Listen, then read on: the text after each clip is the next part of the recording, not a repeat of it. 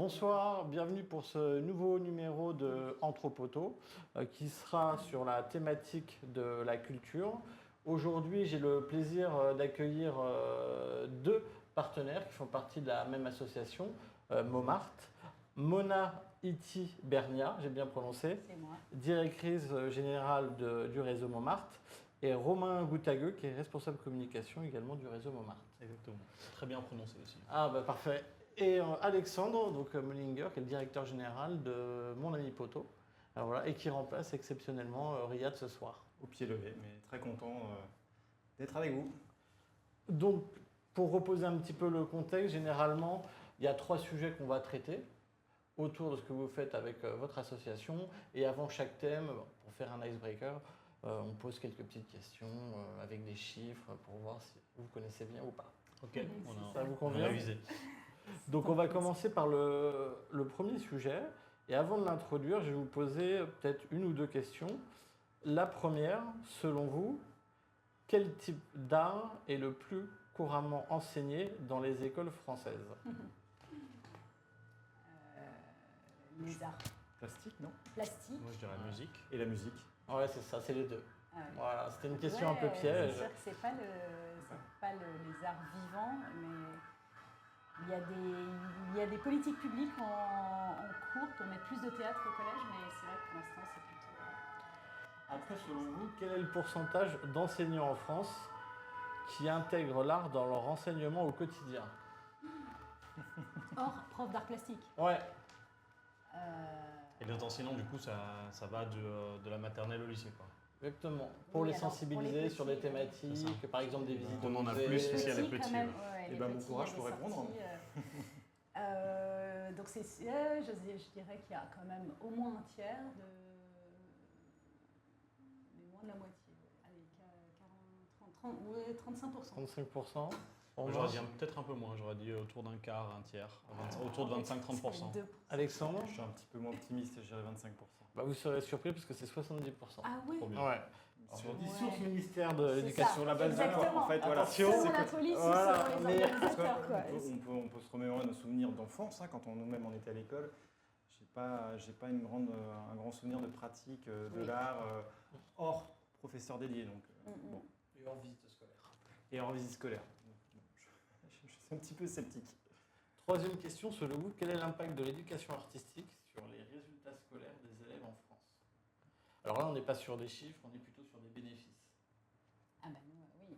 Là, c'est l'intelligence. Le développement de la créativité, de la confiance en soi par la fierté de réaliser quelque chose qui est où on peut être bon même si on est considéré comme pas bon sur certains apprentissages. Le développement, alors nous parce qu'on fait des projets collectifs, c'est le développement aussi de la capacité à coopérer, donc cette compétence douce de coopération qui est hyper importante. L'autonomie aussi, qui permet aussi de prendre en main des projets et de le faire par soi-même.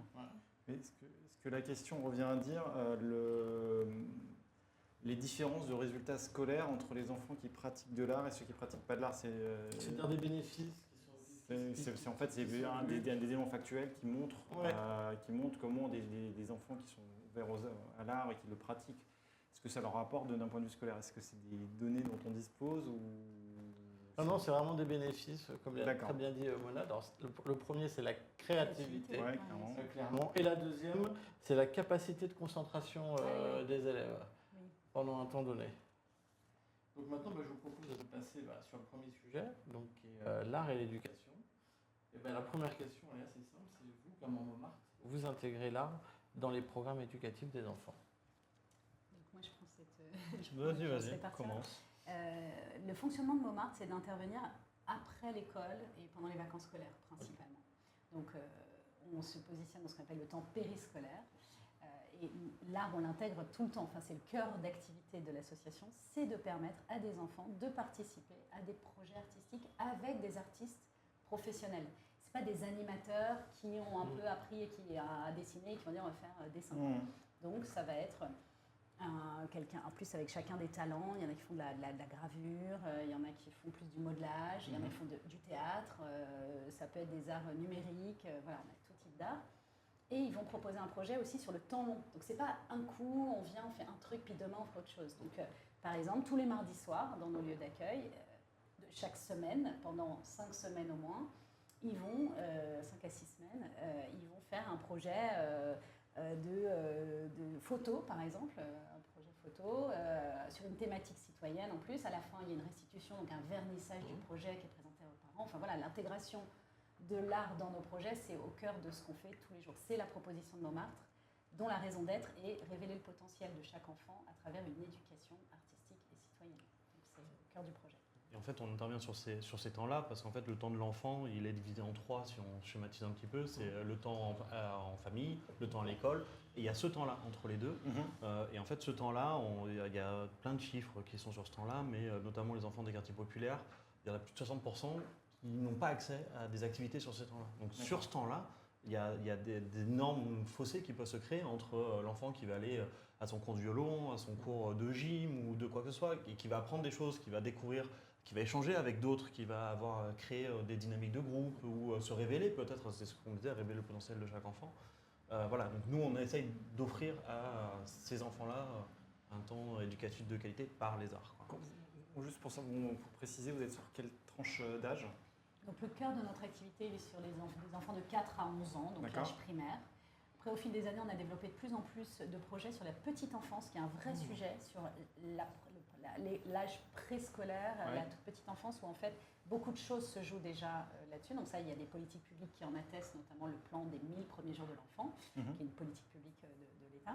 Et donc de faire de l'éveil artistique, et bien, alors c'est d'autres... je crois que je on va travailler des choses différentes. Évidemment, ce n'est pas ni les mêmes artistes, ni les mêmes modalités pédagogiques. On fait de l'éveil musical, l'éveil corporel, du mouvement, et un peu d'éveil aussi à la nature, donc par le toucher, le sensoriel, avec des objets de la nature pour des enfants qui grandissent un peu dans le béton, donc pour les plus petits. Et puis, on intervient dans les collèges, donc on commence à intervenir sur des projets pour des collégiens un peu plus. Au cœur de notre activité, ça reste quand même les 4 ans, ce qui est un peu l'âge... En fait, nous, on parle d'ailleurs d'accrochage scolaire ou de prévention précoce du décrochage scolaire, parce que sur les sujets d'éducation, tout de suite, on pense décrochage scolaire, donc c'est plutôt déjà des collégiens. C'est en fait en 6e, quand on voit les résultats, on dit ah ben voilà, ça y est, c'est là que les choses s'enclenchent. Mais nous, justement, d'essayer de dire c'est avant qu'il faut travailler, et toutes ces compétences douces qui ont un impact positif sur leur scolarité, c'est avant qu'il faut le travailler. Et c'est un peu l'oublier. Enfin, il y a des projets, beaucoup de projets éducatifs. Collège, lycée, c'est super. Nous, on plaide vraiment pour qu'il y ait une attention sur cet âge primaire qui est hyper clé. Et comment vous faites justement pour démarcher les établissements scolaires? Par quel biais? Vas-y, c'est même toi qui... Donc, comme j'expliquais, nous, on est vraiment en temps périscolaire, donc on a nos propres lieux d'accueil. Déjà, le point de départ, c'est qu'on a nos lieux, donc hors de l'école. Le nom Montmartre vient du 18e, donc on a un lieu dans le 18e, on en a 6 dans Paris, un à Bondy, un à Argenteuil et un à Nantes. Donc ça, c'est nos propres lieux, les enfants. En effet, on a créé des partenariats avec les établissements scolaires pour aller à la sortie des écoles récupérer les enfants. Donc on dessert 5-6 écoles du quartier. Et ça, c'est important. Le but, c'est de desservir plusieurs écoles du même quartier pour créer des groupes d'enfants qui ne sont pas issus de la même école. Ouais. Ça, c'est super important. Pour la mixité sociale. Exactement. Mixité sociale. Et une deuxième chose aussi, peut-être on en parlera plus tard, mais en prévention du harcèlement scolaire ou ce genre de choses, ça permet à certains enfants qui peut-être sont mal dans leur école ou mal dans leur classe, d'avoir un autre groupe en fait, et d'avoir d'autres enfants qui ne connaissent pas, et peut-être de mieux s'épanouir dans ce groupe-là. Donc c'est important de se desservir plusieurs écoles autour de Mais c'est aussi pour ça que du coup vous le faites à l'extérieur de l'école, dans votre environnement à vous. Qui crée un autre environnement pour les enfants, un environnement qui est très différent. C'est pas des classes et ça, il y a plein de coins calmes, il y a des jeux de partout, il y a de la peinture, il y a des dessins de partout. Enfin, c'est vraiment un autre environnement où certains enfants peuvent s'exprimer différemment. Très différemment d'ailleurs. Et peuvent peut-être mieux se trouver. Que dans la récréation scolaire. Donc, en fait, donc les parents, après, c'est tout un travail de communication aussi pour que les parents viennent aussi inscrire leurs enfants, mais on a aussi des enfants qui sont orientés par des dispositifs, soit des assistantes sociales, ou le dispositif de la réussite éducative, qui est un maillage, qui est une organisation spécifique pour une attention sur des enfants dont on identifie qu'il y a des difficultés familiales, sociales, déjà scolaires, et de dire tiens, ce serait bien qu'il aille chez Montmartre. Donc on a comme ça un réseau au fil des années, l'association a 23 ans, donc on est assez quand même identifié, pour nous orienter des enfants pour lesquels il y a des difficultés. Et ça, c'est notre modalité d'action un peu historique. On intervient aussi dans des lieux tiers, des lieux partenaires. Donc on va dans des centres sociaux, des maisons de quartier. À Paris, on n'en a pas, enfin, c'est moins identifié ces lieux-là, mais nous, on intervient beaucoup en banlieue parisienne, à Marseille aussi. Et là, c'est vraiment des lieux de vie de quartier. Un centre social, c'est ouvert à tous. Voilà, mais nous, on vient faire une programmation artistique. Donc, on va dire aux vacances de la Toussaint, il y a un stage théâtre ou art plastique ou autre. Et ça, c'est des partenariats qu'on noue. Et comment on le fait, il y a des organisations, enfin, je ne veux pas rentrer dans des détails trop techniques, mais il y a quand même une belle, c'est là qu'on voit les villes ont des services jeunesse, il y a des dispositifs de cités éducatives qui mettent en lien justement les responsables des établissements scolaires et les responsables de la ville. Voilà. Et nous, on est une association qui a des agréments pour ça. Voilà, on a un agrément jeunesse éducation populaire, enfin, qui nous permet aussi d'être légitime à intervenir. Justement, c'est ça que je cherche à comprendre. Est-ce que vous avez une forme de délégation de service public et comment ça s'articulait par rapport aux autres activités périscolaires et si vous avez une forme de délégation de service public? Donc, techniquement, ce n'est pas une délégation de service public, il y a quelque chose d'assez encadré. Mais oui, on a, pour pouvoir garder les enfants sous notre responsabilité sans les parents de 16h30 à 19h30, on a pour ça un agrément qui s'appelle Accueil collectif de mineurs, ACM. Il y a la PMI qui passe chez nous pour valider ça, surtout qu'on accueille des 4-6 ans, donc tout est très spécifique. Donc entre 4 et 6 et 6 et 11, c'est encore différent. Donc nos antennes ont été visitées, il y a des caches-prises. Enfin, ça va de est-ce qu'il y a un cache-prise, est-ce que le radiateur n'est pas accessible, le frigo doit être vidé, nettoyé. Enfin voilà, il y a des règles d'hygiène, parce qu'on fait goûter les enfants aussi. Donc c'est un métier qui est très cadré. Il y a un taux d'encadrement et nos équipes doivent avoir des diplômes du secteur de l'animation spécifique. Donc oui, tout ça c'est très sérieux. Très sérieux, très cadré, et on s'occupe. Et on fait ça depuis 23 ans, et on n'a jamais perdu un enfant. Voilà, jusqu'à maintenant, il y a eu des petits bobos comme un peu partout, mais jamais des choses. Tu parles de 23 ans, je reviens encore un petit peu en arrière. Le constat de base, enfin celui qui a amené à créer Montmartre, le besoin qu'on cherche à adresser, parce que toute activité, que ce soit une entreprise, une association, cherche à adresser un besoin. Si on doit définir le besoin en 2 mots, même si on en a déjà un petit peu parlé, on commence à... Le constat de base, donc historiquement, c'est vraiment ça, notre métier, ça a été de créer cette première antenne, c'est pour ça qu'on s'appelle Montmartre, cette première antenne dans le 18e. Et en fait, le premier constat a été double. C'est à la fois donc, créer un moment éducatif de qualité via l'art des enfants, mais aussi soulager... Coupe le son, Noélie. Je crois qu'on a un petit souci. C'est bien, ça fait un canon. On s'entend parler. Comme quand on était jeune, dans les cours de musique qu'on a évoqué au début. C'est impressionnant que tu réussisses à continuer à travailler. Moi, si j'ai ça, je m'arrête tout de suite, je n'arrive plus à parler. Ça me... Et puis en plus, voilà. c'est décalé. C'est affreux. Coupez-le. Alors, merci. Et du coup, donc, le deuxième, c'est les parents. Parce que du coup, donc nous on est dans des quartiers populaires, donc on a dans cette première antenne en 18e, on est comme tu as dit à Bondy, Argenteuil, Porte de Bagnolet, donc dans des quartiers en fait où les parents, et puis bon, vous êtes bien placé pour le savoir aussi, à Paris des fois on finit tard, et c'est compliqué d'aller chercher son enfant à 16h30 ou à 18h quand tu termines le périscolaire. Je ne sais pas si vous avez des enfants, mais je te confirme. Voilà. Et donc du coup, la vraie proposition est que nous on est ouvert jusqu'à 19h30. Alors historiquement c'était 20h, maintenant c'est 19h30.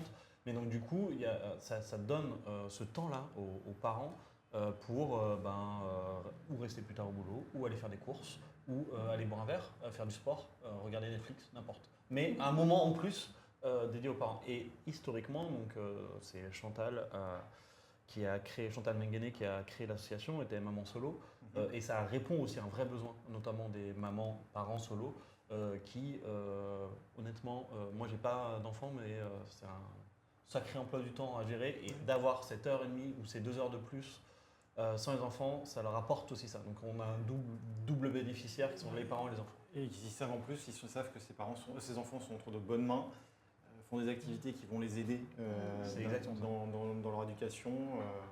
On fait aussi de l'aide aux devoirs, donc après l'atelier, donc on fait le projet artistique pendant 2 heures, et après on fait un temps d'aide aux devoirs aussi. Et ça aussi c'est apprécié par les parents, parce que ça leur enlève beaucoup de stress, parce que bien placé aussi pour le savoir, je ne sais pas à quel âge ont tes enfants, mais rentrer à la maison et faire les devoirs, bon, pour certains c'est toujours une source de stress, surtout pour certains parents qui peut-être ne sont pas très à l'aise avec certaines matières, ou ne sont pas très à l'aise avec le français ou d'autres. Ça crée pas mal de conflits de stress à la maison, donc voilà, le but c'est aussi d'abolir ça, que voilà, les enfants à la fois ont un temps éducatif de qualité avec un artiste, et à côté un temps d'aide aux devoirs, comme ça ils rentrent à la maison et tout le monde est plus... Je vais vous envoyer mes enfants, on m'a convaincu. Bah oui. Et justement, vous parliez des artistes. Ouais. Comment vous les recrutez? Comment vous les fidélisez? Donc on a un pool on dit à peu près 200 artistes, en tout cas en Ile-de-France, et plus d'une cinquantaine aussi en région PACA. C'est des gens qui travaillent, qui sont artistes professionnels. Ça veut dire qu'ils sont souvent en résidence quelque part. Ils sont pour les comédiens sur scène, ils exposent, voilà. Et l'idée justement, c'est qu'on permet d'ailleurs un complément de revenus et d'activités pour eux. Donc il faut qu'ils aient une appétence à ça. Donc c'est un pool mouvant. Enfin, c'est pas tout le temps le même, parce que par définition, parfois, voilà, ils partent et tant mieux, ils sont pris sur un projet. Et nous, on est quand même assez identifiés dans le secteur maintenant. Donc on a plein de candidatures spontanées. Sur notre site, s'il y a des artistes qui nous écoutent, on a en permanence un onglet Être artiste à Montmartre, où on explique exactement comment ça se passe. Et dans toutes les disciplines artistiques. Et vraiment, toutes les disciplines sont hyper bienvenues. Voilà, donc ça se fait un peu comme ça. Après, parfois, on a vraiment un besoin où, justement, dans cette idée de co-construction et de partenariat avec un centre social qui dit, nous, on aurait vraiment besoin de quelqu'un qui puisse travailler sur un type d'art ou quelque chose un peu spécifique. On veut faire une fresque, on veut faire une pièce de théâtre, on veut faire. Donc là, forcément, on a besoin de quelqu'un d'un peu spécifique. On lance des annonces et on les met sur des réseaux. Il y a des réseaux spécifiques pour trouver des artistes. Alors, on a quelqu'un qui vient de poser une question sur le chat. Alors, on y a plus ou moins répondu, mais je pense que c'est une personne qui vient d'arriver, qui demande si vous accueillez des enfants de maman ou de papa non solo aussi. Ah oui, oui. Ah bah, bien sûr, évidemment. Alors, super bienvenue. Il se trouve que c'est on parlait de la fondatrice en fait de l'association, Chantal, qui il se trouve était maman solo quand elle a monté le projet. Et de toute façon, alors à Paris, il y a ces statistiques qu'il y en a beaucoup. Donc de fait, nous on a à peu près un tiers au national de parents solo, majoritairement maman solo, mais évidemment super bienvenue. Et la grande majorité c'est quand même des parents. Et pour revenir sur les mamans solo, ça permet, on parlait tout à l'heure de mixité avec les enfants, ça permet aussi à certaines mamans solo ou personnes arrivant dans le quartier, ou même personnes qui ne sont pas du tout solo ou parents normaux, de connaître d'autres parents, de connaître d'autres gens du quartier et de pouvoir aussi s'entraider. Notamment à des moments où on avait des parents qui gardaient d'autres enfants dans l'antenne, qui permettaient à d'autres parents d'avoir leur samedi après-midi pour aller voir leurs amis, aller au parc, je ne sais quoi, faire d'autres choses. Et voilà, donc ça c'est aussi important, cette notion en fait de quartier, c'est presque un tiers-lieu où par les enfants, les parents se connaissent et donc lors des vernissages notamment, c'est super quand on voit ça, il y a les enfants qui courent entre eux et les parents qui sont autour. Les deux se retrouvent à peu près dans un coin du buffet et qui parlent entre eux, échangent. Et en fait, quand on a des enfants du même âge, qu'on habite le même quartier, on a pas mal de choses à se dire. Et en effet, nos antennes, on les voit vraiment comme des lieux de vie de quartier. Là, l'autre jour, il y a eu des parents qui se sont mobilisés. Ils voulaient faire une fresque climat avec d'autres parents pour voilà. Et on leur a filé les clés de l'antenne le week-end. Enfin, il y a un truc où ils sont chez eux. En effet, le côté tiers-lieu, voilà, le week-end, il se passe des trucs. Il y a des assos qui viennent en matinée dans nos lieux. Il n'y a pas d'enfants accueillis le matin. On ouvre à des assos locales qui veulent faire des réunions, des machins. Enfin, voilà, c'est aussi des lieux de vie pour le quartier. Et est-ce qu'il y aurait justement une histoire ou un projet que vous avez porté très particulier que vous aimeriez justement présenter en termes de succès, qui est une belle fierté pour vous? On a plein des beaux projets. En fait, ces antennes, ces lieux d'accueil ouverts jusqu'à 19h30 avec une pratique artistique, c'est unique. En fait, c'est une innovation sociale. Montmartre fait partie d'ailleurs de pas mal de réseaux et a été voilà, on est lauréat de pas mal de dispositifs d'innovation. Donc ça, c'est en soi, et ça n'a jamais été vraiment repris de la même façon. Donc c'est en soi, ça reste quelque chose d'assez innovant. Après, plus récemment, et sur la petite enfance, on a un programme assez phare. On a constaté, c'est très particulier, les enfants rentrent à l'école maternelle à 3 ans. La réalité des quartiers populaires, c'est que la grande majorité des enfants, en fait, ne va pas en crèche, ne va pas en accueil collectif. Donc c'est des enfants qui ont été gardés à la maison, dans un contexte voilà, c'est familial ou multi, enfin voilà, un peu il y a plus ou moins disponibilité des parents qui ne sont pas forcément toujours là. Mais il y a aussi beaucoup d'autres enfants et tout. Et surtout, ce n'est pas une collectivité formelle. Donc ils arrivent à l'école maternelle et ça ne se passe pas très bien pour certains, parce qu'il y a des codes, il y a un respect des règles, il y a un groupe, il y a la maîtresse et tout ça. Et donc le programme s'appelle École en pente douce, c'est des ateliers de préparation à l'entrée à l'école maternelle. Donc c'est vraiment parti d'un constat hyper particulier, mais on parle vraiment d'accrochage scolaire et ça c'est travaillé avec des directeurs d'établissements maternels qui ont dit on a vraiment un sujet avec cette population. Du coup, c'est des ateliers qui ont lieu au printemps avant la rentrée scolaire de septembre. En ce moment. Et donc là, on en a en effet en ce moment, je suis allée voir dans le 19e l'autre jour, c'est des ateliers d'éveil musical, éveil corporel, parce qu'ils ont 2 ans et demi en fait. Et ça a lieu dans l'école maternelle. Et ce qui est unique, c'est que ces parents-enfants, c'est principalement des mamans, je ne vous cache pas, qui viennent le matin, par exemple le mercredi matin. L'enfant n'est pas encore scolarisé, mais c'est l'école où il sera en septembre. Et ils viennent, et donc en fait, ça décloisonne, c'est fou, comme même pour des parents. Ça rassure les deux, ça rassure les enfants et les parents. Exactement, alors que l'école, c'est quelque chose qui fait un peu peur, l'institution. Nous, on est face à des publics pour qui l'école est le premier en fait, référent, un peu ça représente l'institution publique officielle, il faut avoir les bons papiers pour s'inscrire déjà, il y a un truc comme ça qui fait... Et du coup, ça permet vraiment un accueil en douceur avant la rentrée scolaire pour ces enfants-là. Ça, c'est un programme très innovant sur lequel, voilà, on est... Et pour raconter peut-être une histoire plus précise, là, quand j'étais la dernière fois que j'y suis allé, il y avait un petit qui était super à fond dans l'atelier. Il attendait les chansons, donc c'était autour de l'éveil musical, donc il attendait les chansons, on voyait vraiment qu'il était à fond, et j'ai parlé à l'artiste après en lui disant mais c'est super, il connaît les chansons par cœur et ça, et elle me dit mais lui, donc c'est la 3e ou 4e fois qu'il venait, la première fois il a passé la première séance à crier. C'est-à-dire qu'il arrivait dans l'école, c'est la première fois, donc c'est un enfant qui n'est quasiment pas sorti de chez lui, parce que sa maman le gardait à la maison, donc il n'avait pas été en crèche, il n'a pas été une nounou. Donc le voir d'autres enfants, voir des adultes, pour lui c'était un peu terrifiant. Ça l'a effrayé, d'accord. Ça l'a effrayé. Donc du coup, pendant quasiment tout le premier atelier, il a crié. Et puis il y a cette fameuse chanson là, donc c'est un espèce d'éléphant, c'est l'histoire d'un éléphant, et en fait avec ils ont tous un tambourin, puis ils accélèrent, enfin, voilà. Ça l'a mis dans l'atelier. Et en fait, là maintenant, donc il va avec plaisir à ses ateliers, il va avec plaisir à l'école. En fait, on a gagné peut-être ce temps d'adaptation qu'il n'aura pas. Et il y a aussi un point de vue pour les enseignants, parce que pour les enseignants, c'est ça en moins à gérer en septembre. Quand les enfants ils arrivent, tout le monde crie, il y en a la moitié qui sont paniqués. Bon, bah, si tout le monde déjà arrive à l'école, c'est à peu près ce qu'ils doivent faire. Ils connaissent, mine de rien, là les enfants avec qui il va être, c'est les enfants avec qui il va être en septembre. Donc il y a une vraie acclimatation qui fait gagner du temps à tout le monde en fait. Et de ne pas être stigmatisé à la rentrée comme celui qui déjà petit et celui qui fout un peu le bordel. Et ça déjà, on voit que ça engage. Première année de maternelle en petite section, ça crie dans tous les cas de figure. Hein.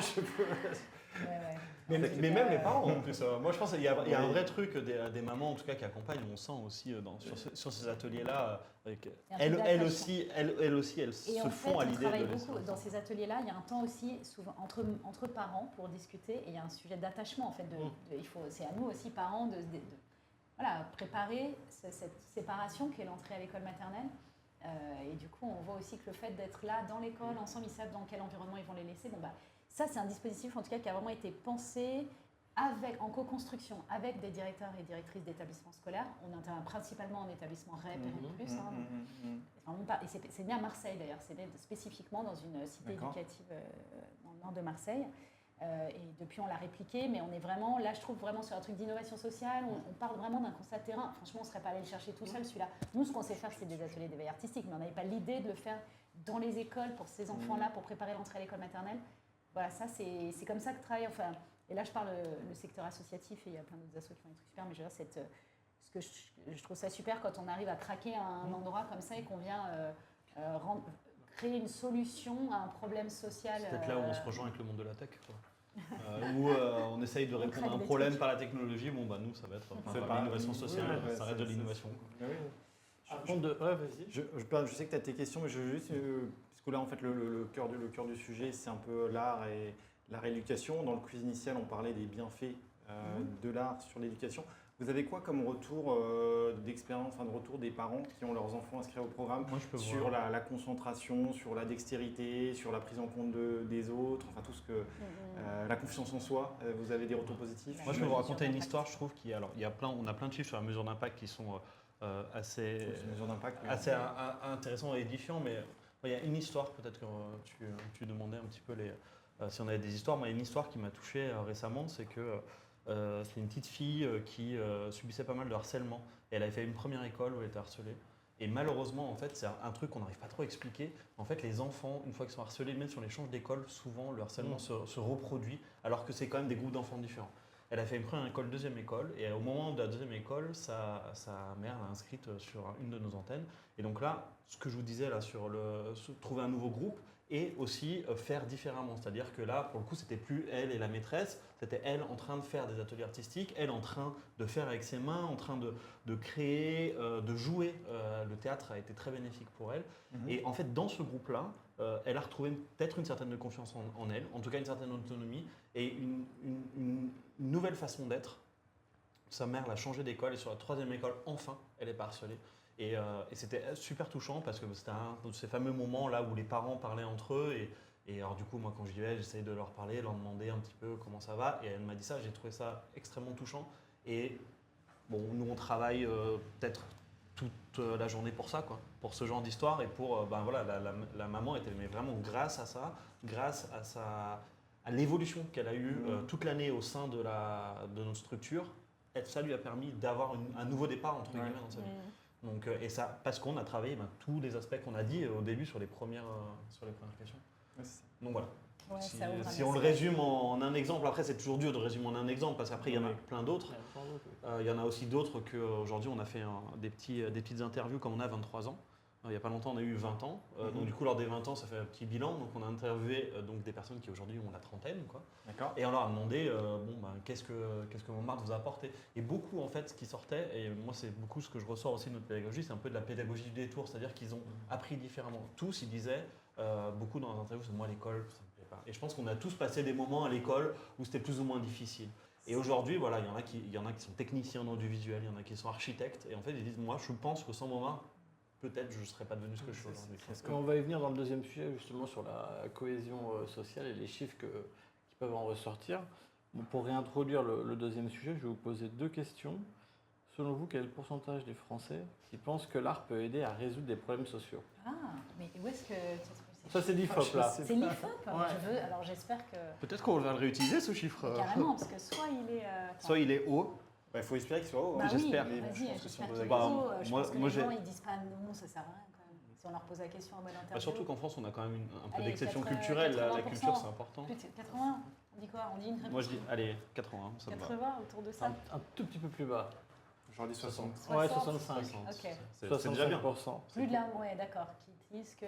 D'accord, c'est intéressant. Et toujours selon les Français, quel est l'impact des projets d'art participatif sur les quartiers défavorisés en termes de bénéfices, pas en termes de chiffres, au niveau de la cohésion?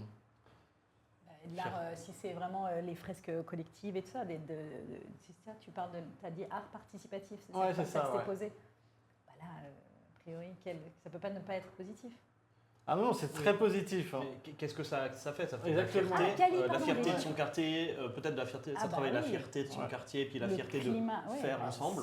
Les baisses de la violence des quartiers. Ouais, c'est ça, ouais. Il y a carrément baisse de la violence. L'élément numéro 1, effectivement, c'est la réduction des tensions sociales dans le quartier. Ouais. Voilà, et l'apaisement. Ça permet de les embellir aussi, ces quartiers. On a fait ça, alors voilà, nous on a fait ça pas mal à Clichy-sous-Bois notamment. Il y avait une zone en plus en travaux, qui a été en travaux pendant 2 ans et ça. On a travaillé avec le centre social, avec des enfants, mais aussi pendant Clichy-Plage, voilà, il y a aussi Clichy-Plage. Et on a fait des fresques géantes, c'était à l'image des habitants, enfin c'était avec un artiste qui a peint, voilà, aussi avec eux. Et donc ces grandes fresques ont été affichées sur des endroits où en fait à un moment, ce qui était tagué c'était le point de deal avec en fait voilà, ici il y a ça, à telle heure et c'est temps. Et on se disait la grande question, c'est un endroit qui était hyper tagué d'ailleurs, fait que ça peut être très joli mais là ouais, c'était un peu pas respecté en tout cas. Et là on a mis toutes ces fresques faites par les habitants, le truc n'a pas été touché pendant toute la durée où ça a été exposé. Et c'était sur les palissades des travaux. Et ensuite, ça a été détaché. Du coup, c'était mobile et ça décore un endroit maintenant. Et là, on l'a bien vu, cet endroit qui était... Enfin, c'est quand même chouette de voir que cette idée aussi que c'est beaucoup plus respecté quand c'est beau et quand ça a été fait par les habitants du quartier. Surtout, c'est pas de la déco qui est venue mettre la ville ou je sais pas quoi. C'est fait par les habitants du quartier. Ouais. Et justement, comment vous mesurez les impacts vous?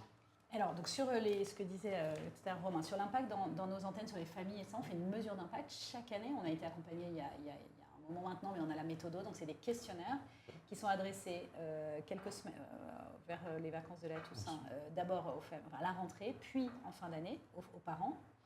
Et il y a aussi des questionnaires enfants, donc pas les tout plus petits, mais il y a un questionnaire enfant. Pareil, on a été accompagné là-dessus et puis on a des soutiens financiers parce que ça coûte des sous aussi, les mesures d'impact et l'analyse en tout cas de tout ça.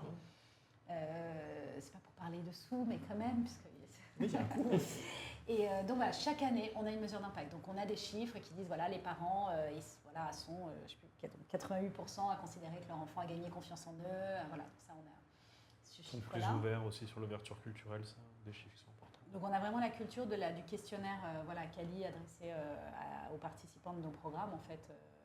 Et sur l'école en pente douce, justement, qui est un nouveau programme, là, on prend un cabinet extérieur vraiment, dont c'est le métier, qui vient et qui va faire de l'observation sur nos ateliers, qui va questionner toutes les parties prenantes. Donc, il va interviewer des directeurs d'établissements scolaires, des parents, bien sûr, nos artistes aussi, comment ils vivent le truc, comment ils voient les enfants, pour que c'est les artistes qui sont mieux placés pour dire, en fait, c'est ce constat-là qui est dire, entre le premier et le dernier atelier, c'est l'artiste qui peut le dire. Ça. Donc, il va y avoir une mesure d'impact vraiment structurée et surtout quand même un peu labellisée, parce qu'il y a toujours la question de si moi je vous sors des chiffres qu'on a nous-mêmes interviewés, c'est vraiment fait par un cabinet extérieur. Et ça, parce que sur ce programme, on est lauréat d'un dispositif qui s'appelle le Fonds d'innovation pour la petite enfance de la Ville de Paris et de la CAF, la Caisse d'allocation familiale, qui finance ce truc-là et qui dit, ok, là, ils voient une innovation, donc ils cofinancent la mesure d'impact pour dire, allez, on y va, quoi. Donc là, on va avoir des chiffres très précis là-dessus. On ne les a pas encore parce que le dispositif est en déploiement, mais on a vraiment cette culture de la mesure. Et c'est vrai que travaillant sur de l'humain, parfois on peut se dire, en même temps, est-ce qu'on a besoin de tout chiffrer? Moi, j'ai l'impression que les exemples que vous citez, Romain, un exemple finalement vaut, je trouve, 1000 chiffres. Oui. Mais bien sûr que pour prouver et valider ce qu'on fait, il faut les chiffres. La vérité des faits. Voilà, on a cette culture de la mesure. Après, la réalité, c'est que moi, je trouve que quand on va, il faut aller sur le terrain, venez. Nous, ce qu'on dit souvent à nos partenaires d'ailleurs, qui disent, ah mais est-ce que ça marche? Venez voir. On a des vernissages tous les mois, 2 mois pour voir le projet des enfants. Ouais, les et portes là, sont ouvertes. On va bientôt commencer à faire, je fais une parenthèse poteau, des activités d'équipe. Et un de nos souhaits, c'est d'aller au contact des associations, même partager leurs activités sur une demi-journée. Quand on sera lancé, on pourra se permettre de faire tout ça. Donc ça sera avec grand plaisir. Et comment aussi vous communiquez? Alors ça, c'est un défi. Parce que il se passe des dizaines d'ateliers, donc déjà rien qu'on a 9 antennes, donc déjà plus une dizaine d'ateliers par soir, plus tout ce qui se passe donc dans des collèges, dans des centres sociaux, des crèches et tout ça. Donc, nous, le vrai enjeu qu'on a, c'est valoriser tout ça et essayer de raconter cette histoire commune. Donc on le fait de plusieurs façons. On a des remontées de terrain, des équipes qui nous envoient des petites photos qu'on fait. On va sur le terrain, comme là ce que j'ai raconté, je l'ai vu parce que j'y vais, j'écris des articles et tout ça. Mais c'est un vrai enjeu de réussir à raconter tout ça et de le mettre dans une histoire commune pour faire comprendre en fait l'intérêt de tout ça. Parce que nous, en fait, tout l'intérêt qu'on a, c'est de déployer le maximum de nos actions pour qu'il y ait un maximum d'enfants qui aient accès à ces activités-là. Donc voilà, pour moi en tout cas, ma façon, c'est stratégie, on va dire, c'est de raconter ce qui se passe sur le terrain. Et il n'y a pas de meilleure façon de montrer que ça marche que de raconter, de montrer ce qui se passe. Et on a de la chance, on fait quand même des ateliers avec des enfants et de l'art, donc c'est souvent visuel et des fois pas tellement, parce que c'est pas non plus le but des ateliers, c'est surtout de faire. Et puis un enfant de 4 ou 5 ans fait une fresque. Des fois, le résultat n'est pas fou, mais l'essentiel c'est de le faire. Il en est fier. Moi, je trouve qu'il y a un enjeu particulier dans la com sur nos sujets, c'est de ne pas stigmatiser les publics. Et je trouve que Romain fait ça avec beaucoup d'attention.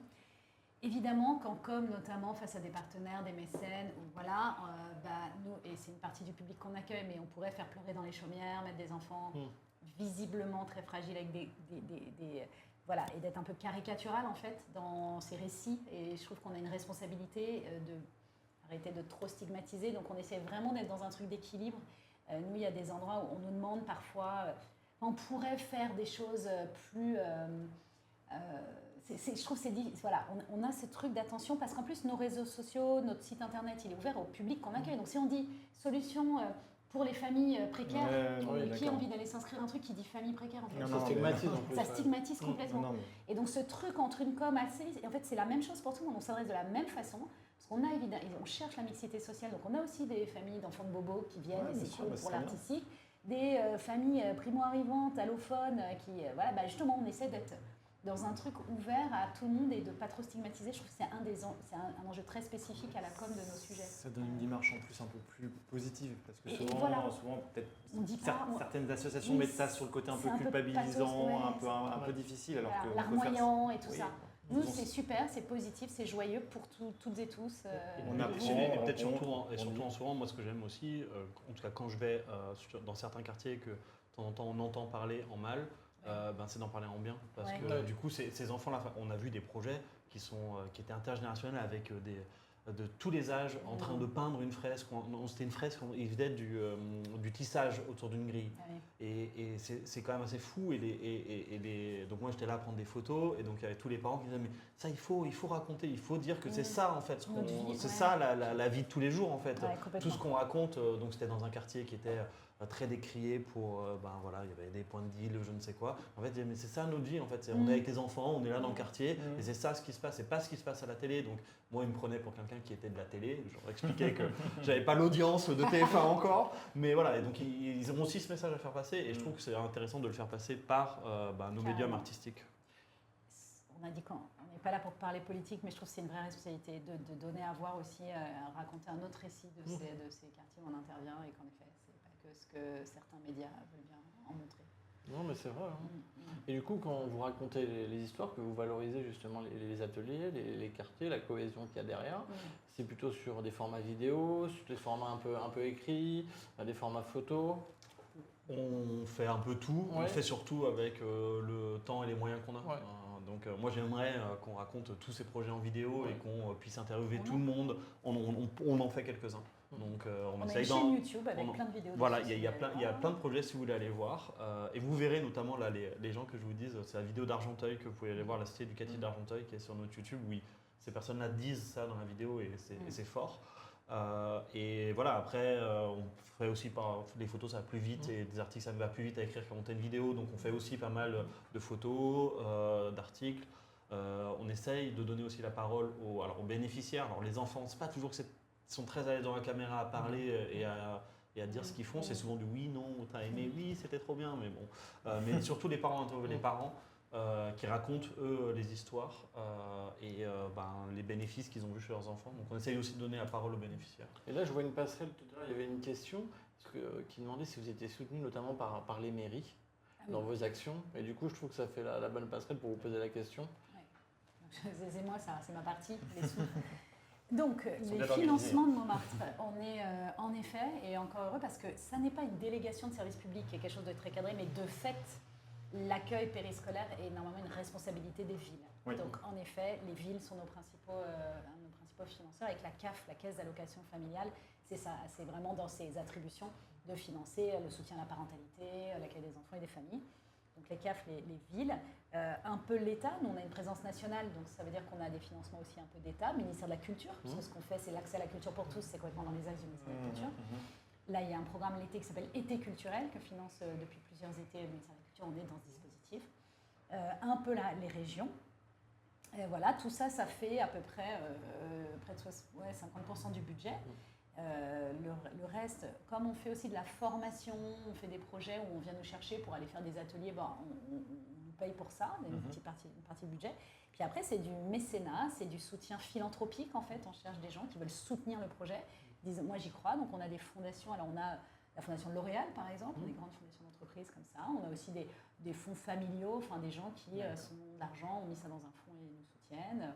Mais c'est une recherche permanente, vu la baisse, les subventions publiques ont plutôt tendance à baisser, parce que les villes dont on parlait, elles ont de moins en moins de sous quand même, c'est compliqué. Donc nous, on est un vrai... De toute façon, il y a presque une réinvention à faire du financement du secteur associatif, et des initiatives comme mon ami Poto, c'est vraiment ça, parce que je trouve ça super d'aller inventer, craquer autre chose dans les modes de financement, parce que l'appel aux dons du grand public, c'est ce qui est le plus dur pour nous, parce que...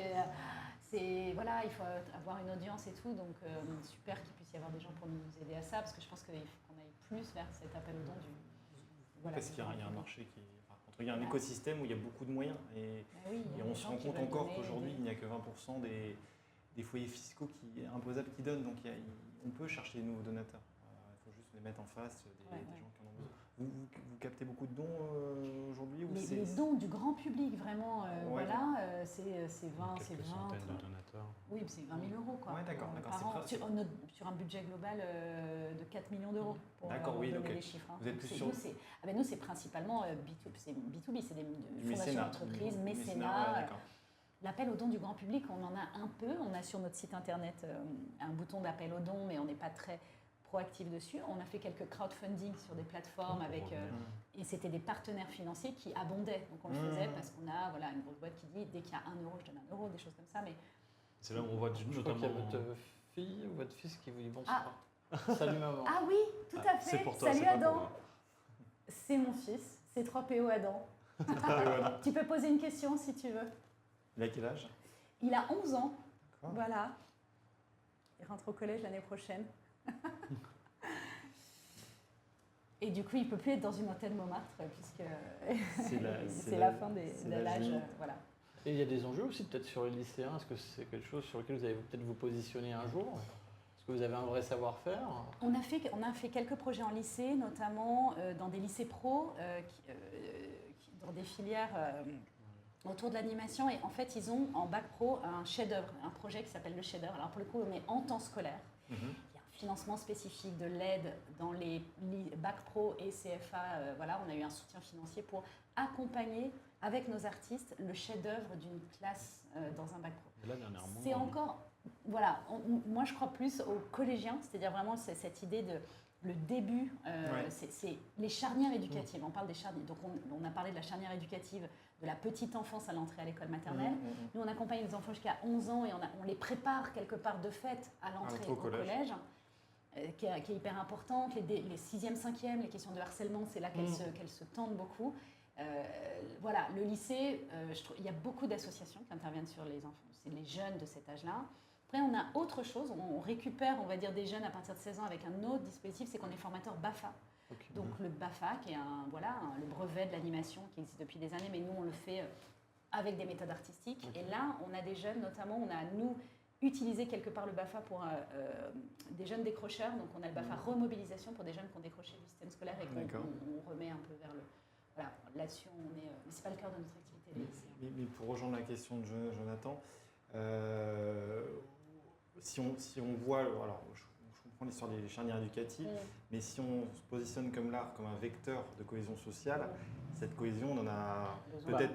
C'est peut-être au lycée, ça a peut-être encore plus de sens qu'au collège. Mais justement, là, c'est pas le cœur de nos projets. On a des milliers de projets par an et on fait quelques dizaines de projets pour les lycéens. Mais récemment, là, on est allé dans un lycée, donc un fameux lycée professionnel, où donc dans les lycées professionnels, c'est 80. Je vais pas dire de bêtises sur les chiffres, on est filmé, mais il y a beaucoup de garçons. Il y a peu de filles. Ouais. Et du coup, on a travaillé donc l'égalité filles-garçons. Vous imaginez dans un lycée pro, c'est à Villers-le-Bel. Donc vous imaginez l'égalité filles-garçons, ça parle moyennement à certains. Ouais. Donc du coup, on a travaillé ce sujet-là autour d'une fresque donc c'est une immense fresque qu'ils ont faite dans leur lycée. Où on a c'est un garçon et une fille qui se tiennent la main et qui sont forts ensemble, quoi. Et donc du coup ça a permis en fait de travailler pendant, donc ça a duré 3 mois, si je dis pas de bêtises, le temps de faire le dessin avec l'artiste, puis de peindre tout ça, d'échanger en fait pendant 3 mois sur ces sujets-là et de donner la parole aux peu de filles qu'il y avait dans le groupe et surtout d'essayer de changer un peu la vision des lycéens. Donc oui, on a beaucoup de choses à apporter là-dessus. Oui, l'art a beaucoup de choses à apporter sur cette tranche d'âge-là. Et effectivement, on va travailler des choses différentes en fait au suivant des âges. Et voilà, on a aussi un programme qui était chouette.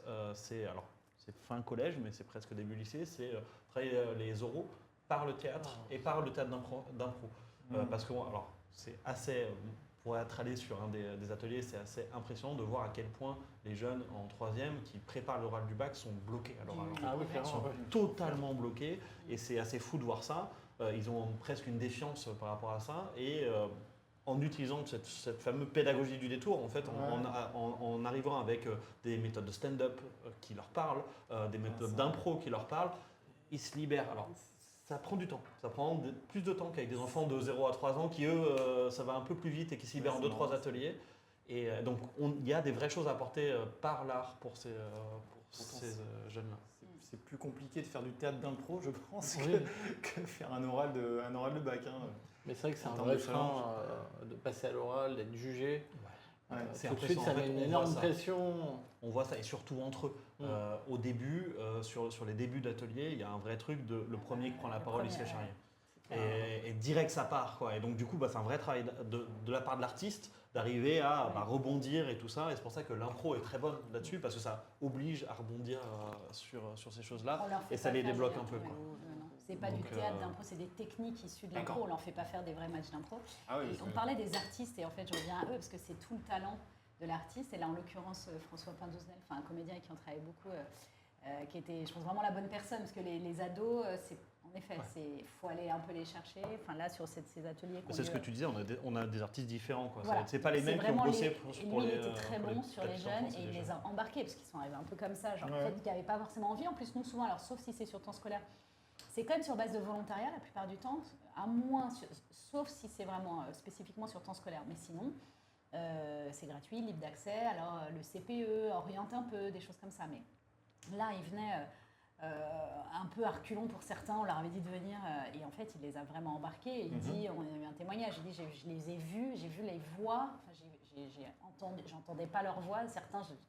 ils ont posé leur voix et ils ont vraiment pu exprimer des choses par le détour en disant, on leur a pas dit c'est un stage pour préparer ton oral du brevet. On dit ouais, c'est un truc sympa avec un comédien, un peu théâtre, un peu machin. C'est ça, c'est en ça que c'est Ça les du aide détour, vachement. quoi. Ça les aide beaucoup On plus parlait que des n'importe quel artistes, cours. on parlait des artistes tout à l'heure, et ça c'est aussi des choses qu'on a des retours de certains artistes, ça leur permet de travailler leur discipline artistique d'une manière différente.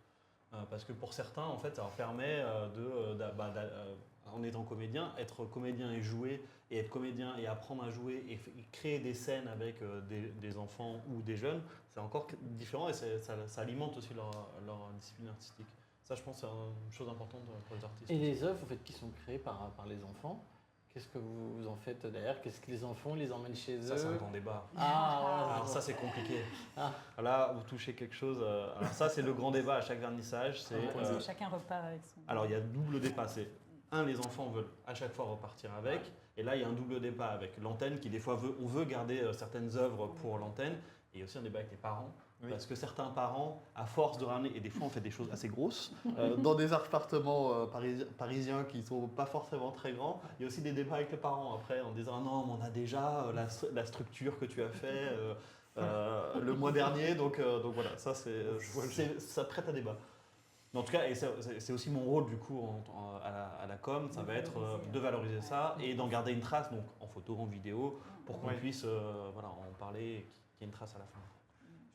Question très tard, vous avez parlé de sculpture, on a parlé pas mal de fresques, on a parlé de théâtre, d'improvisation. Dans vos activités, il y a aussi de la musique, je suppose. Ah oui.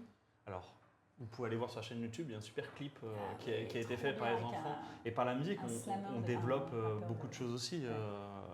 Voilà, la musique, on va écrire le texte. On peut aller l'enregistrer, on est allé C'est dans ça. des studios d'enregistrement professionnels. C'était assez impressionnant de voir les enfants. Voilà, d'Argenteuil, qui sont allés dans Paris dans un studio pro avec les casques, le truc, l'enregistrement hyper pro. Ça, c'était quand même une sacrée expérience. Et ça, en termes de Ouais, fierté, c'est c'était ouais. c'était assez dingue de voir ça. Le souvenirs, clip, hein, le des tournage souvenirs. du clip, s'il y a une choré, un truc. Donc ouais. Et là, il y a vraiment le côté voix. En plus, c'est doublé. Enfin voilà, tout le travail parce qu'ils ont enregistré en studio et après ils jouent ils jouent le clip, donc le côté playback et tout du truc. C'est là où on trouve le projet artistique. On va Ouais, écrire, c'est enregistrer, en temps long, tourner. ouais. C'est très complet en fait. C'est tous les arts. Alors, est-ce qu'il y a des arts qu'on ne fait pas Des arts culinaires. Alors, Et non, on a déjà fait ça parce qu'autour du goûter, il y a déjà des antennes qu'on fait tout un truc aussi. On s'était voilà sur 23 ans d'expérience. Ouais. 23 ans d'expérience, ça en fait des ateliers. Non, après là on réfléchit à des choses. Notre limite c'est le matos un peu. Donc notre antenne du 18e a un four pour cuire tout ce qui est céramique, tout ça. Il faudrait des presses pour faire certains trucs de gravure. Enfin voilà, à la limite ça peut être une limite comme ça. On n'a pas trop parlé des sorties aussi parce que la sortie ici au studio d'enregistrement, mais on va aussi dans des Fab Labs du quartier. On a une antenne dans le 20e, il y a un Fab Lab pas loin de Saint-Plon. On va dans des lieux culturels, évidemment, on les amène au musée, ou dans des sorties aussi. Mais franchement, il n'y a aucune limite au projet qu'on peut monter. On a fait un podcast, parce que nous, art, vraiment, c'est art et culture, enfin tout est du moment qu'il y a un truc à créer, à imaginer. Donc ils ont fait un podcast, donc pareil, ils ont quand même vu le matos, le truc, machin, sur l'écologie. Là, ils ont fait un micro-trottoir, ils sont allés dans la rue, interviewer les gens, donc les petits là qui interviewaient les adultes, c'est aussi... le projet était podcast et ça me permet aussi de rappeler vraiment nos projets, c'est artistique et citoyen. On a parlé d'égalité filles-garçons, la écologie, il y a toujours une thématique, c'est pas que du beau pour le beau, tiens, on va faire un joli projet artistique. On aborde les questions de vivre ensemble au sens large. C'est-à-dire qu'on peut parler de handicap aussi. Sur un projet, c'était des scénettes sur la différence et d'intégrer la question du handicap et comment on accepte la différence chez d'autres. On a d'ailleurs dans nos antennes un certain nombre d'enfants dits à besoins spécifiques, puisque c'est un âge petit où certains, le handicap n'est pas encore reconnu. Et donc on a tout un travail d'accueil spécifique, on a formé nos équipes là-dessus, on a une référente handicap qui tourne dans les antennes les soirs où il y a tel enfant dont on sait qu'il a vraiment besoin d'une aide en particulier. Donc bref, il y a ce travail-là aussi. Donc dans nos projets, il y a vraiment toujours une dimension citoyenne hyper forte aussi, mais le type d'art, il est franchement illimité. Et je me posais la question, parce que vous avez 25 ans d'existence, est-ce que vous commencez à voir arriver les premiers enfants que vous avez accompagnés en tant que parents? Alors peut-être pas encore. À ma connaissance, pas. Vous avez, t'as raison, c'est marrant. Ça pourrait arriver. Vous avez interviewé quand tu disais avant que vous avez interviewé les premiers, ils avaient 30 ans, mais ils n'avaient pas encore d'enfants. Alors par contre, on a une belle histoire, donc je me permets de la raconter, même si, voilà, pour l'instant. Mais on a quelqu'un qui est un peu connu, qui a une belle carrière artistique, puisque c'est Guillaume Diop, qui est le premier danseur noir de l'Opéra de Paris, Étoile, le premier danseur étoile, noir de l'Opéra de Paris. Guillaume, il a été à Môme 18 dans notre antenne du 18e quand il avait 8-9 ans. D'accord. Donc voilà, après, évidemment qu'on n'a pas, nous, après, il a fait le conservatoire et c'est un brillant danseur, bien sûr, mais il y a comme ça des parcours de vie. On avait fait ce travail pour les 20 ans, en effet, avec des beaux parcours de vie, mais pas tous. Mais oui, des parcours très différents. Et vous, votre parcours, avant de passer au dernier sujet, comment vous êtes arrivé chez Montmartre? Par quel billet? Tu commences? Je commence. Vas-y. Par quel biais? Moi, j'ai commencé je fais de la com à Montmartre. J'ai commencé ma carrière en agence, un peu comme beaucoup de monde qui ont fait des écoles de pub, quoi. Après, je me suis mis à mon compte. Et en fait, à mon compte, en travaillant en agence, je trouvais plus trop de sens à ce que je faisais. En tout cas, je trouvais que passer toute la journée à travailler pour X ou Y marque m'apportait peu.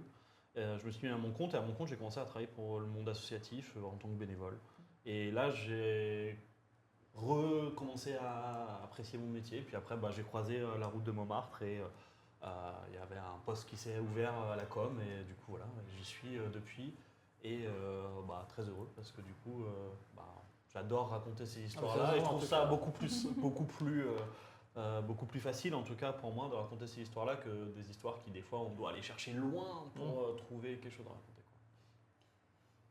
Moi, c'est un peu similaire. C'est-à-dire, j'ai démarré classiquement. Moi, j'ai fait une formation d'école de commerce bien classique. J'ai démarré en agence aussi, plutôt côté newbies et planning strat et tout ça. Et donc, pareil, la question du sens, à un moment donné, moi, ça m'est venu en 2008 où je me suis dit, oula, ça ne me va pas du tout bosser pour ces marques, ça manquait de sens. Et donc, moi, j'ai démarré dans un grand groupe de l'économie sociale qui s'appelle le groupe SOS d'abord. J'ai passé plusieurs années là-bas.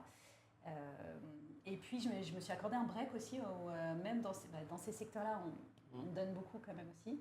Je me suis formée, je me suis ouvert à plein d'autres sujets et j'ai voulu revenir dans l'éducation. Enfin, finalement, j'ai vraiment regardé tous les sujets. Dans quelle thématique je veux m'impliquer? Et donc, l'éducation. Et j'ai rencontré Montmartre parce que moi, j'ai voulu créer mon projet. J'avais un projet de créer ma propre structure.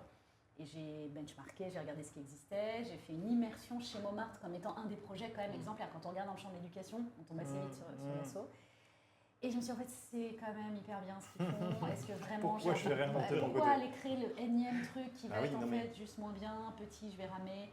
Puis le créant, j'allais faire quelque chose, la pédagogie n'était pas éloignée, mais j'aurais eu du mal à aller toucher ces publics. Enfin, je me rends compte, quand on crée des structures, au début, on est un peu avec ses copains, donc c'est des enfants un peu de bobos. Enfin, voilà. Mes premiers pilotes n'étaient pas très opérants. Et donc j'ai rejoint l'asso et puis petit à petit... Par bénévolat aussi au début? Non, tout de suite salarié pour développer la formation. Parce que c'était un peu un nouveau métier. Puis après, et quand la fondatrice est partie, il se trouve que moi j'étais dans le comité de direction, elle m'a confié la direction générale, ce qui n'est pas évident, c'est une étape de vie dans une association quand un fondateur part.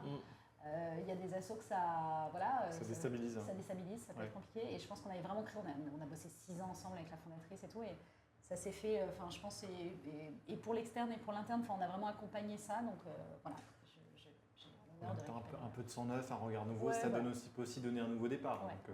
On est très en lien avec la fondatrice Chantal, qui je pense n'est pas souvent sur Twitch, mais peut-être. Mais si elle me regarde. Le troisième sujet, avant de l'introduire, ça va être sur l'innovation et les arts. Alors, selon vous, quel pourcentage d'entreprises françaises intègrent des pratiques artistiques pour favoriser la création et l'innovation Comment des stats comme sur ça ces services, existent sur ces déjà. produits. Je sais pas qui. C'est bien, c'est les C'est échos. des stats innovantes. C'est les en tout cas. échos. Ah ouais, Donc, tu trouves ça, dis donc, vous qui avez incroyable, travaillé c'est en ça. agence, ensuite, il y a peut-être un lien aussi quand vous aviez réfléchi Bah, à des exactement. idées Tout créatives, le etc. secteur, C'est sûr. culturel, enfin, les agences et tout ça. C'est sûr lié à et ça. puis quand on parlait de bénéfices de l'art, moi j'en suis l'un des premiers convaincus. C'est pour ça que l'histoire de Montmartre, quand je suis arrivé, ça m'a parlé parce que ça me parle aussi dans mon parcours personnel. Mais alors, combien d'entreprises intègrent ça? Moi je dirais là dans un sens plutôt peu, autant sur Ouais, peu. les Français. Ah, c'est pas mal en vrai. Ah ouais Moi, ça m'a surpris, c'est 40%. Ah ouais, d'accord. C'est quand même significatif. Et après, Moi, pas bon, juste prix. Mais non, mais ils disent ça pour se la péter. Mais... Et pareil, toujours dans le milieu d'entreprise, quel pourcentage de dirigeants français considèrent que la créativité est une compétence clé pour l'avenir de leur entreprise? Ouais, Beaucoup, 80%, j'espère. Ouais, normalement, J'espère oui. beaucoup. 90. J'ai rien dit, mais. Ah là là. 80. Non, 55. Non, Si, si. que la créativité. Il y en a donc. Ah non, c'est bien marqué. 55%. Harvard Business. Non, mais Ah. il a choisi les stats qui font réagir là. Ah ouais, c'est clair, il y en a 45%. C'est trop. Après, tu as peut-être des dirigeants qui sont là pour gérer un business as usual, en Oui. mode pilotage Ils disent automatique. pas de créativité. Ah ben c'est sûr, peut-être la créativité. Ça... Ah, mais la Peut-être créativité, il y a beaucoup de- il y a- elle joue à tous les niveaux en fait de n'importe quoi. Bah, bien Moi, sûr. je, Ok. Créativité, il en faut C'est pas gagné. dans son produit, il en faut dans son modalité de financement, dans sa gestion RH, il en faut ça, à bien tout- il en sûr. faut à mais tous les même dans la niveaux. gestion RH, pour rien que. C'est une compétence douce en fait. Un des constats, si on se place un peu à l'avenir, c'est on dit que 40% des métiers n'existent pas encore. Enfin, en fait, les seules compétences qu'il faut développer, c'est pas tant d'être très bon en maths ou je sais pas, c'est d'être créatif, agile, adaptable. Enfin, on sait que c'est ces compétences-là qu'il faut. Attention, il y a ton fils qui écoute, si tu dis Ah oui, que non, c'est il faut pas être bon très d'être en maths. Il faut être très bon en Ouais, maths. il y a l'empathie aussi maintenant qui commence à. L'empathie, ah développer. oui, on a peu parlé de ça, je crois. Parce que sur le harcèlement scolaire, tu as parlé de ce cas-là, je pense aussi à d'une de nos antennes dont la parole s'est vraiment libérée chez nous. En fait, c'est dans une antenne qu'elle a osé dire, alors qu'elle n'était pas très bien, mais c'était non identifié ni par la famille ni par l'école, et elle se livre dans une de nos antennes. Et l'antenne, spontanément, a mis en place du coup un projet spécifique, et notamment autour de l'empathie. Parce qu'ils ont fait tout un travail de mise en scène un peu dansée, de câlin par exemple, de dire je peux te soutenir, je peux t'aider. Ce travail de dire en fait je suis en empathie avec ce que tu vis et moi aussi en fait comprendre qu'ils peuvent aussi le vivre eux-mêmes et voilà tout un travail comme ça se soutenir entre eux. Je pense qu'on développe vraiment ça dans la manière dont on accueille les enfants. Il y a un temps autour du goûter quand ils arrivent où ils racontent un peu leur journée, donc c'est une forme de tour des émotions, de comment ça va, enfin des temps qu'on prend peu. En fait c'est le premier. Déjà, prendre ce temps de dire « Et toi, comment tu vas ? Ah tiens, t'as vécu ça ?» C'est super chouette ce qui se passe dans ces temps d'échange quand ils rentrent pour le goûter. Là. Et vous intégrez des innovations artistiques? Alors, innovation artistique, elles viennent, nos artistes, encore une fois, c'est des artistes professionnels. Donc, ils ont, en fait, c'est des créateurs, quoi. Ils arrivent avec des trucs de fait créatifs. Après, la technique, ça peut rester de la peinture à l'eau, quoi. Sauf qu'en fait, ce que ça va raconter, c'est créatif. Après, dans un peu plus tech ou un peu, voilà, il y a cette idée on a fait un groupe de travail sur les arts numériques. On réfléchit à ça, parce que nous, on est un temps d'accueil sans écran. Donc c'est aussi, maintenant, on peut le dire comme ça, comme une proposition presque, ce n'était pas un sujet au départ. Mais aujourd'hui, des enfants de 9-10 ans qui n'ont pas d'écran de 16h30 à 19h30, C'est dur pour eux. et ben c'est dur, mais c'est pour les parents, enfin, c'est quand même super. Et ils ne s'embêtent pas une seconde. Quoi. Parce qu'on pourrait imaginer des choses. On nous dit, ah bah tiens, c'est vrai qu'il y a des applis éducatives, il y a des trucs qu'on peut créer avec des tablettes et tout. Et des fois, il y a des tablettes où on fait des petits stop motion avec, voilà, des choses on va comme faire ça. des stop motion comme ça. On essaye quand même, moi j'aime bien le low-tech, enfin, je pense que je pousserai pour ça le plus longtemps possible. Donc, voilà.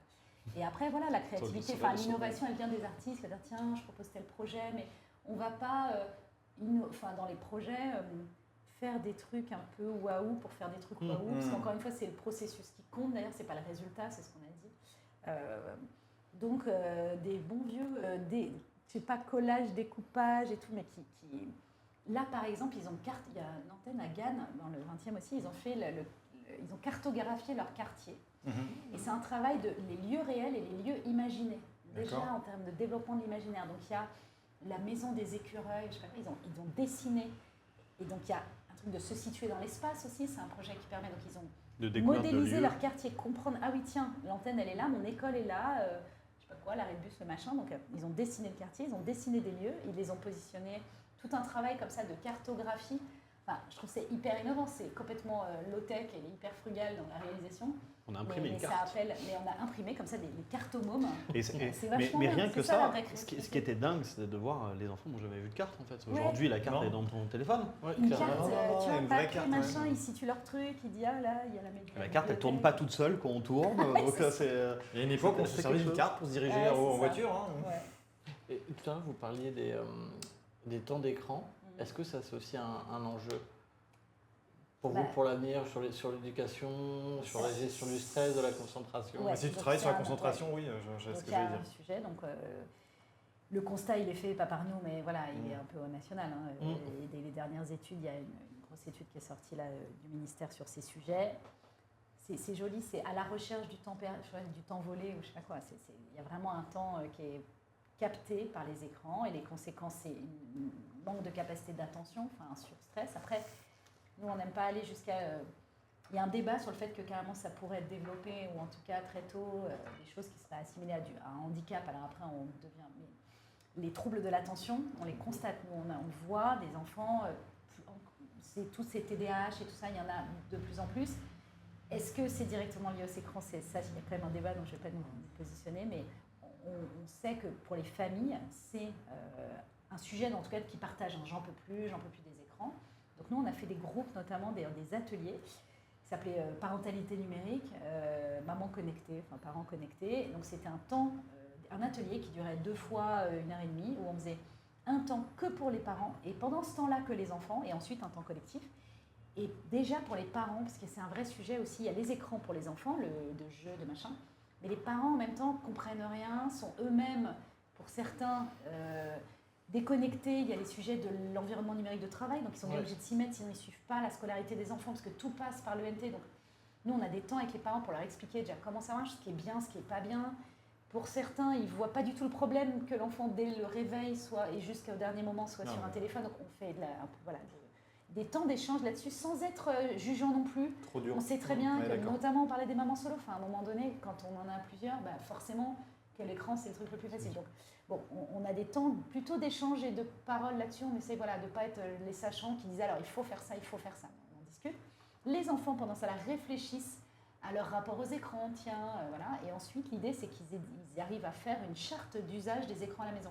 Donc ils écrivent ensemble des règles à la maison. Pas le matin, pas le soir. Ils fixent voilà. un peu Ouais, leurs règles et d'accord, on les ok, accompagne merci. dessus et ça donne lieu à une charte qui est jolie, qui est un peu graphiquement sympa et qui est affichée à la maison. Voilà, on a fait ce genre d'atelier D'accord. par exemple pour accompagner, parce que c'est un vrai sujet éducatif aujourd'hui. Enfin, on peut pas faire abstraction de ce sujet des écrans dont c'est de plus en plus jeune aujourd'hui que les enfants Ouais, non, ont mais c'est vrai, portables. C'est le Donc, sujet de quasiment tous les parents et chacun a des positions très différentes. On discute entre parents et on voit que d'ailleurs les pratiques sont très différentes.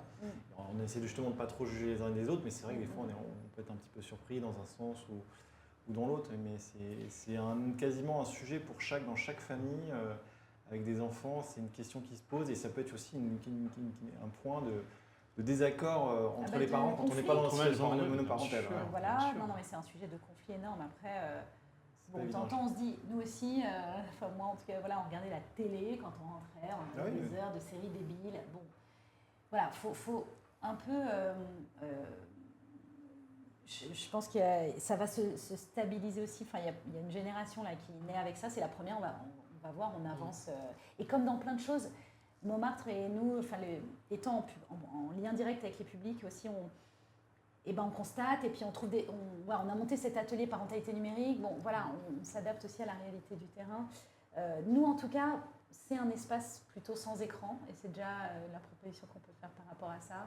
On ne peut pas juger non plus les familles là-dessus. Je pense qu'à un moment, c'est peut-être aussi à la force publique. Enfin, il va y avoir une législation, en tout cas, cette idée d'interdire ou pas dans les établissements scolaires, notamment d'interdire totalement les portables. Voilà.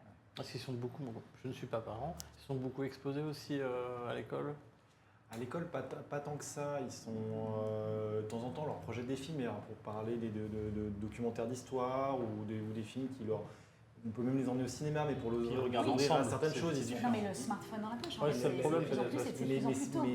mais c'est comme ça reste ce type d'exposition. Dans les centres de loisirs, peut-être un peu plus. Quand il pleut, je Oui. sais qu'ils vont montrer des scènes. Non, non, mais moi je parlais mais- du smartphone. En mais fait, le smartphone, regarder non, des ça. œuvres, voilà, numériques, c'est pas un sujet, mais voilà. Bon. Il y a des assos expertes là-dessus, et d'ailleurs, je sais pas, je pense que c'était une de vos questions. Sur tous ces sujets, c'est comme, voilà, sur certains thèmes, on aime bien aller voir des experts, en fait, qui ont réfléchi à ça plus que nous. Donc, l'idée là, c'est, on a fait donc ce groupe de travail sur les sujets numériques, d'aller voir aussi des spécialistes, comme on a fait intervenir des spécialistes du sommeil sur des temps avec les parents, parce que, bon, et ben, il y a des gens qui ont vraiment réfléchi à ça, les temps d'écran, quel âge, donc on réfléchit aussi avec d'autres associations, les faire intervenir chez nous en fait. Venez avec votre pédagogie spécifique là-dessus pour en parler aux familles, mais on n'est pas des experts en fait. Du coup, c'est vraiment vos confrères, il n'y a pas de rivalité entre associations. Au contraire. Au contraire. On est au vraiment contraire, dans c'est- une logique de partenariat. Vous êtes plus fort unis. Là où il y a, parce que quand même, enfin, je trouve que là où il y a potentiellement concurrence, c'est la recherche de mécénat et de fonds. C'est-à-dire qu'on se retrouve à des moments à déposer auprès de la même fondation des dossiers. Donc là, j'ai envie de dire que c'est le seul endroit. Mais du coup, et là on l'a fait récemment, ça nous arrive de déposer des dossiers communs. De dire voilà, on a envie de monter ce projet sur la parentalité numérique avec, c'est eux et nous, eux ils ont la connaissance, là, et ben on dépose ensemble un dossier. D'accord. Mais sur les publics, non, on n'est pas. Enfin, nous, on est ravis d'ouvrir nos portes à d'autres s'ils viennent. Voilà. Et à l'inverse, si on revient sur un truc plus large, nous on fait de l'art, mais c'est bien aussi que les enfants ils fassent du sport. Du sport, oui. Et qu'ils fassent je ne sais quoi. Le but c'est vraiment sur ces temps-là qu'ils fassent quelque chose. En fait. On parle de cohésion sociale, le sport est aussi un vecteur de cohésion Super. sociale. Carrément. Et jamais on C'est aura. complémentaire. Et voilà, et nous on dit pas c'est l'art, absolument l'art, et voilà, non, c'est l'art doit faire partie. c'est ça. Et je pense que être au contact de l'art donne des cartes. Le but, c'est que le plus d'enfants aient ces cartes-là en main pour pouvoir, comme tu disais, après, se révéler et continuer dans leur vie avec plus on a de cartes, plus on a de chances d'y arriver. Et avant de conclure, quels sont vos projets pour l'avenir et vos souhaits avec Montmartre? On est justement, demain d'ailleurs, on va en parler, ça fait quelques mois qu'on réfléchit à notre plan stratégique à 3 ans. Donc on essaie de se projeter au moins à 3 ans, parce que je trouve que les plans à 10 ans, par les temps qui courent, Les grands groupes aiment bien, mais c'est pas très réaliste. la vision, elle peut être à 10 ans, mais les plans d'action. Nous, il y a plusieurs choses, notamment la question de l'essaimage en fait. Nous, ce qu'on veut, c'est avoir de l'impact. Donc j'aime pas la notion de croissance, je pense qu'il faut qu'on revienne de ces termes-là et que collectivement, dans un monde de ressources finies, la croissance infinie, c'est pas possible. Donc c'est cette culture de la croissance. Mais nous, quand on dit croissance ou croître, c'est plus d'impact sur plus d'enfants, quoi. Et donc aujourd'hui, on est en Île-de-France, à Nantes et à Marseille et alentour. Bon, on aimerait bien aller ailleurs. Ouais. Or, on ne va pas à chaque fois nous faire nous-mêmes partout. Donc un mode de réflexion, c'est d'essaimer en formant et donc peut-être en labellisant, en transférant notre compétence. Moi, j'aimerais bien qu'il y ait d'autres gens qui fassent du Montmartre. Mais c'est plus nous qui l'opérons, c'est ce côté fertiliser, transférer le savoir-faire. Formation-action que je trouve assez intéressant. Donc faire avec au début, former, transmettre et faites. Et donc moi j'aimerais bien, dans un monde idéal, qu'il y ait des centres sociaux à Lyon, à Grenoble ou d'ailleurs en ruralité. Il y a aussi un sujet d'endroits qui sont très isolés, dans lesquels on n'est pas encore. Et nous c'est 23 ans d'expérience. On a la capacité à former avec notre organisme de formation. C'est de transférer pour que ce type de projet artistique, il y en ait dans un max d'endroits possible. Nous ça c'est un sujet, Même les Outre-mer aussi, parce qu'il y a des vrais sujets là-bas. Pourquoi pas d'Outre-mer, exactement d'ailleurs. Vous appelez Réseau Montmartre. Réseau, ça veut dire Réseau. réseau, Ouais. ça, on pense à des antennes. On pense à des antennes autonomes, avec une même philosophie, des mêmes principes, peut-être une direction commune, mais en tout cas avec chacun son autonomie, ses méthodes. C'est l'idée de faire réseau, quoi, tout à fait. Voilà, réseau, c'est un réseau. Et qu'il y ait d'autres, sans forcément avoir par contre des antennes qui sont sous notre directe responsabilité, mais faire écosystème, on va dire, plus que réseau, et que voilà, nous, tout ça c'est open source en fait, super de partager, de transférer. Et pour moi, il y a un truc aussi important, c'est bien que tu aies souligné le mot réseau, c'est que le réseau il va dans les deux sens. Et c'est ce que tu disais, nous on se nourrit du terrain, on se nourrit aussi des idées, et moi il y a quelque chose que je trouve qu'on fait de plus en plus là depuis depuis quelques années, c'est qu'on s'échange les choses. C'est-à-dire qu'on parle de créativité, donc la créativité, elle est propre à chacun. Et puis il y a des super idées qui se passent à Nantes, à Marseille. Donc l'école en 12, par exemple, est la meilleure exemple de ça. Ça arrive à Marseille, hop, ça arrive à Paris. Maintenant, on est à Nantes. J'espère que demain, on sera dans le plus d'écoles possible. Et voilà, donc il y a un vrai truc. Le réseau va dans les deux sens. On se nourrit. Donc nous, on a des choses à donner et on a aussi beaucoup de choses à apprendre aussi. Donc on a cet enjeu-là, j'ai une réponse, ça me fait un peu... Mais encore une fois, je ne voudrais pas dire que c'est juste croître, grandir pour croître. Je trouve qu'il y a quelque chose dans le local et enfin, notre société est malade d'aller toujours vers une croissance ultime. Et nous, c'est comment avoir un impact sur le plus d'enfants et de familles possible et donc par ce transfert de savoir-faire. Élargir sa présence. Voilà. Notre deuxième gros sujet, c'est les modalités de financement. Enfin, il y a une vraie crise du monde associatif et du financement associatif. Les subventions publiques baissent et ne vont faire que baisser. En fait, on est, et là je parle vraiment au nom de tout le secteur, et nous on est dans des collectifs, on fait du plaidoyer commun, on signe des tribunes et tout pour dire.